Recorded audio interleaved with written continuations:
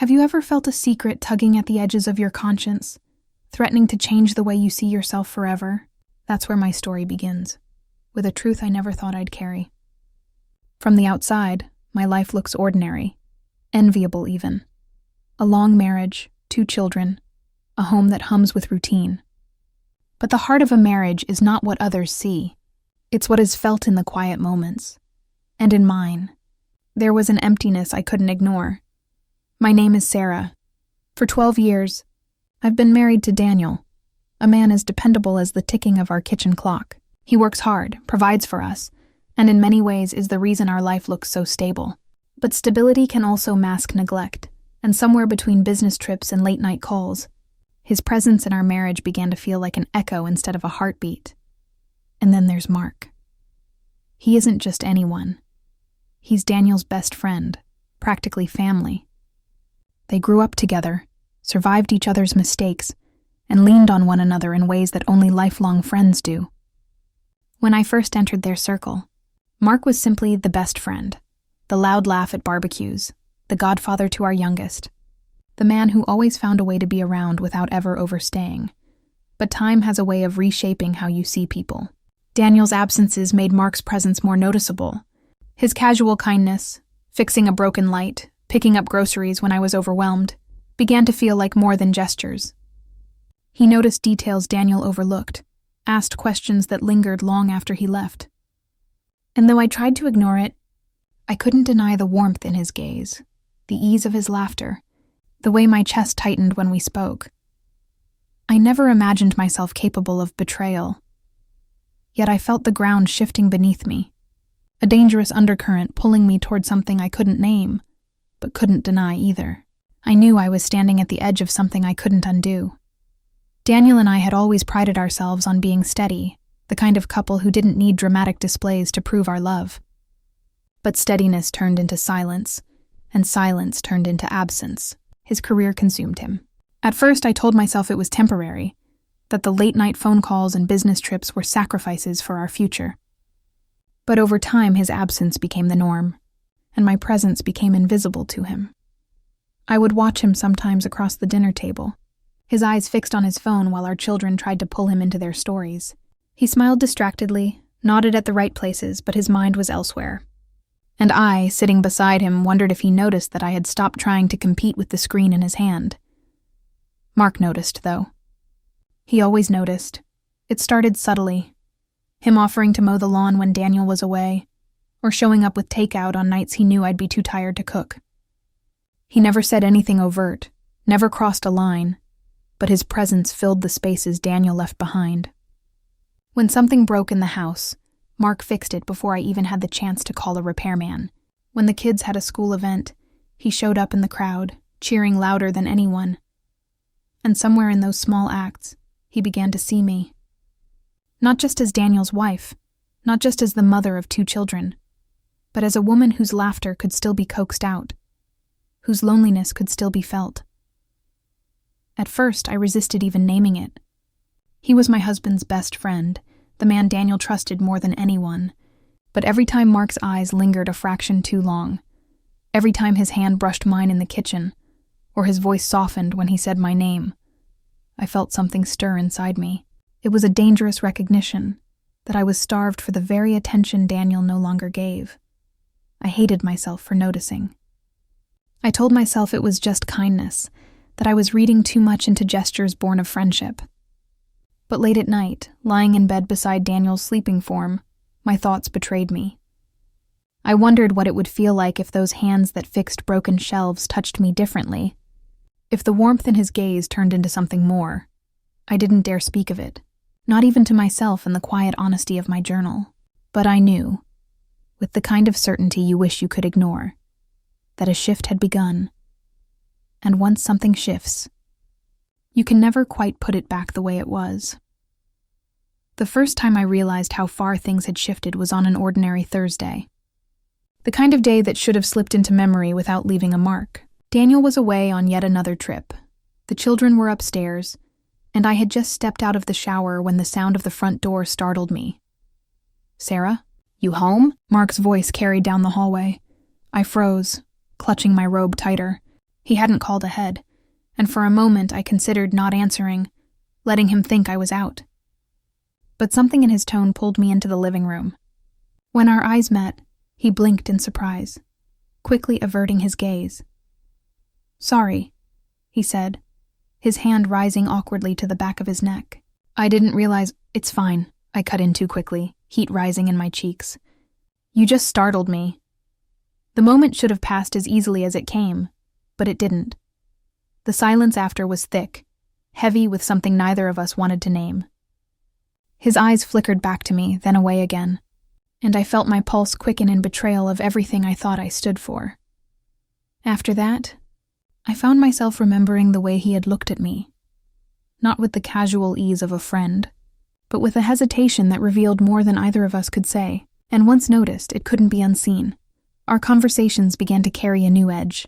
His compliments, though subtle, seemed more personal. His laughter lingered longer. My responses, though careful, carried a warmth I couldn't disguise. One evening, as we sat on the porch after the children had gone to bed, the air between us thickened with unspoken truths. Mark leaned back in his chair, eyes fixed on the fading horizon. "Daniel's lucky," he murmured. I turned toward him. "Lucky?" "Yeah," he said, his voice softer now. "He doesn't always see it, but he's got someone incredible by his side." The words hung between us, heavy and dangerous. I should have brushed them off, should have steered the conversation back to safe ground. Instead, I sat in silence, my chest tightening, my heart betraying me with its quiet ache. That night, lying awake in the dark, I replayed his words over and over. They were nothing more than a compliment, I told myself, but deep down I knew better. Compliments didn't feel like confessions unless they carried a truth neither party was ready to admit. And in that moment, I understood something terrifying. The line between loyalty and desire was far thinner than I had ever imagined. It happened on a night that should have been like any other.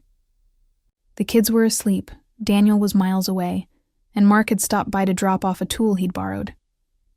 We ended up in the kitchen, leaning against opposite counters, laughing at something trivial. I don't even remember what. But I remember the pause afterward, the way our laughter faded into silence, leaving only the hum of the refrigerator between us. He reached past me to grab a glass from the shelf. The movement was casual, unremarkable. Yet suddenly we were standing so close I could feel the warmth radiating from his skin. My breath caught. When his hand brushed mine, the air between us shifted, heavy and unyielding. "Sarah." His voice was low, almost a whisper. He didn't need to finish the thought. I knew what hovered unsaid. I should have stepped back. I should have laughed it off, reminded him of the man who trusted us both. But I didn't move. My body betrayed me, holding still as though waiting for something I could no longer pretend I didn't want. When his lips met mine, it was tentative at first, almost questioning. And in that fragile second I had the chance to stop everything. Instead, I leaned in. The kiss deepened, slow and aching, a confession in itself. Time seemed to fracture. I was both inside my body and outside it, horrified and exhilarated all at once. Every vow I had made to Daniel, every boundary I thought unbreakable, dissolved in the heat of that moment. When we finally pulled apart, I couldn't meet his eyes. My chest heaved, my thoughts scattered, guilt and desire colliding in a storm I couldn't contain. "This can't," I began, my voice trembling. "I know," Mark said quickly, but there was no regret in his tone, only certainty. "But I don't regret it." His words cut through me, because the truth was, neither did I. And that terrified me more than anything. That night, as I lay awake beside the empty space where Daniel should have been, I realized the foundation of my life had cracked. I wasn't sure how wide the fracture would grow, or what might collapse because of it. But I knew one thing with absolute clarity. Nothing between Mark and me would ever be the same again. Months have passed since that night, yet the memory lingers as if it were etched into my skin.